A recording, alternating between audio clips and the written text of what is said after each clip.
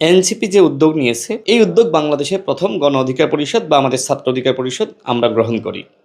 আমরা এই যে মোবাইল ব্যাংকিংয়ের মাধ্যমে আমরা কিন্তু মানুষের কাছ থেকে গণচাঁদা আমরা নিয়েছি এবং স্বচ্ছ হিসাব আমরা মানুষকে দিয়েছি। অর্থাৎ এই যে তারা যে পদ্ধতিতে এখন অর্থ উত্তোলন করার তারা আহ্বান জানিয়েছে মানুষের কাছ থেকে, অর্থ তারা নিবে বা এটির একটি স্বচ্ছ হিসাব তারা মানুষকে দিবে, এটিকে আমি সাধুবাদ জানাই।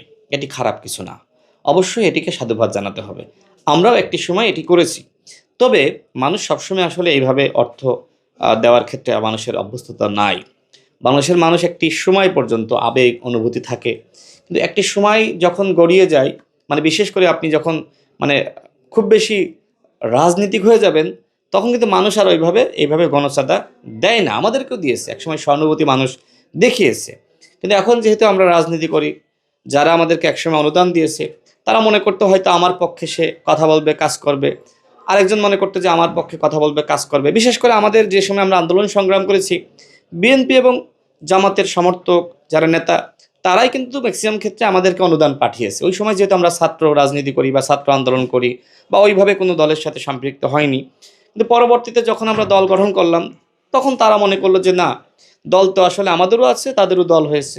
সুতরাং সেক্ষেত্রে কিন্তু ওই সহানুভূতির জায়গাটা এটা আসলে আর থাকে না। মানে এটা আমাদের বাস্তবতা। মানে যেহেতু গণ অধিকার পরিষদ একটি আলাদা দল, বিএনপি একটি আলাদা দল, জামাত একটি আলাদা দল।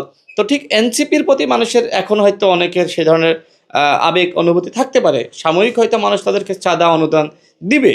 তবে একটা সময় যখন আপনার দলটা আরও বেশি মানে অনেকের সাথে এক ধরনের প্রতিযোগিতা শুরু হয় বা আপনার আশপাশে অনেক দল থাকে যারা আপনার প্রতিদ্বন্দ্বী, প্রতিযোগী, তো একসময় কিন্তু ওই সাপোর্টের জায়গাটা আসলে কমে আসে। তো আমি মনে করি যে তারা যে উদ্যোগ নিয়েছে এটি ভালো।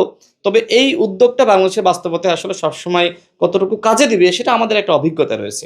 শুরুতে আমাদের এমন হয়েছে যে একদিনে 10 লাখ টাকা অনুদান চলে এসেছে। এনসিপি যেটা হয়েছে যে আমি দেখলাম যে 2.5 লাখ থেকে 3 লাখ টাকা মতন তাদের আসছে। তো আমাদের শুরুতে কিন্তু আরও বেশি এসেছিল। তো একটা সময় গিয়ে আমরা আর এটি কন্টিনিউ করতে পারিনি। এখন যেটি হয়েছে যে আমাদের জেলা পর্যায়ে বলেন, আমাদের প্রবাসে বলেন, আমাদের মোটামুটি ওয়ার্ড, ইউনিয়ন পর্যায়ে সব জায়গায় যেহেতু আমাদের দল সংগঠন দাঁড়িয়ে গেছে, আমাদের দলের নেতাকর্মীরা এখন নিজেদের মধ্যে অনুদান সংগ্রহ করে সিস্টেমেটিক ওয়েতে এখন তারা দল পরিচালনা করছে।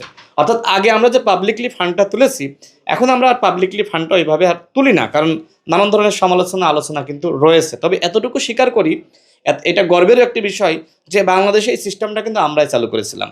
যে আপনার এই যে মোবাইল ব্যাংকিং সার্ভিসের মাধ্যমে অনুদান সংগ্রহ করা বা ব্যাংকিং ওয়েতে অনুদান সংগ্রহ করা বা ফেসবুকের মাধ্যমে অনুদান সংগ্রহ করা, এই কাজগুলো বাংলাদেশে কিন্তু আমরাই এটার বলা যায় যে পথ প্রদর্শক।